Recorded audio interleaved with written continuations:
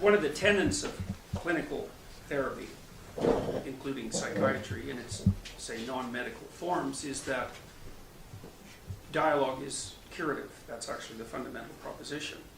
And the thing about having someone in therapy is, you know, they're often, like everyone, bent, out of shape quite badly, sometimes homicidal, sometimes.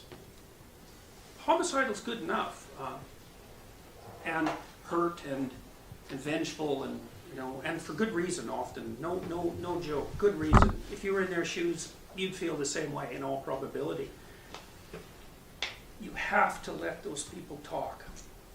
You have to let them talk. They don't even know what they think until they talk. You know, you think, and then you talk. It's like, no, you don't. You know, most people can't think at all, and I don't mean that in a pejorative sense. It's very, very difficult to learn to think, because to think, you have to hold an argument between two opposing positions in your own head. You have to delineate both positions, and you have to make, like, no, not a straw man out of either. You want to make, in Sam Harris's term, an Iron Man out of both, and then you have to do that alone. It's like, yeah, maybe you can do that if you're Dostoevsky, but because he's the only person I've seen who's really managed that consistently. But to expect anything other than an unbelievably well-trained mind to even step into that territory is naive beyond belief. Almost everyone thinks by talking. They don't even know what they think until they speak. And so often, if you let people speak, they'll speak and they'll say, you know, and then they become aware of some internal contradictions, or maybe they shock themselves. That happens a lot. It's like, oh, I can't believe I said that. And they hear what they have to say. They reveal themselves to themselves. Geez, that just enough right there is often enough to change them. So let me tell you about an experiment. So, you know, people think they think, which we've already gone through, and they do that only to a limited degree, because thinking is hard, and mostly we do that by talking. But people also think they know what they're talking about when they say something, and generally they don't. And I'm not being cruel about this. Like, imagine I asked one of you to come up and draw a helicopter on the board.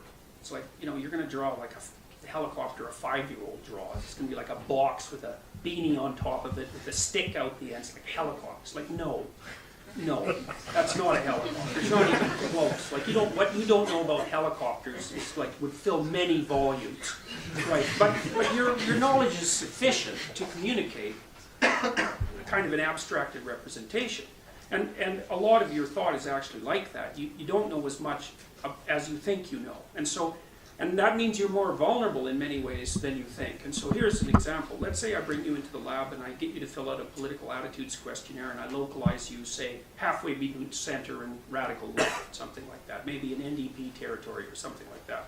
And then I ask you to write a 500-word essay about why corporations are a blessing. Okay, I know, so you don't agree with it. Yeah, I know you don't.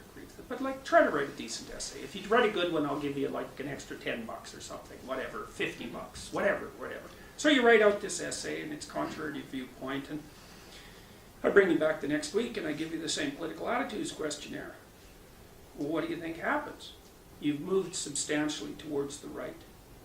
And so if I regulate what you have to say, I regulate what you think.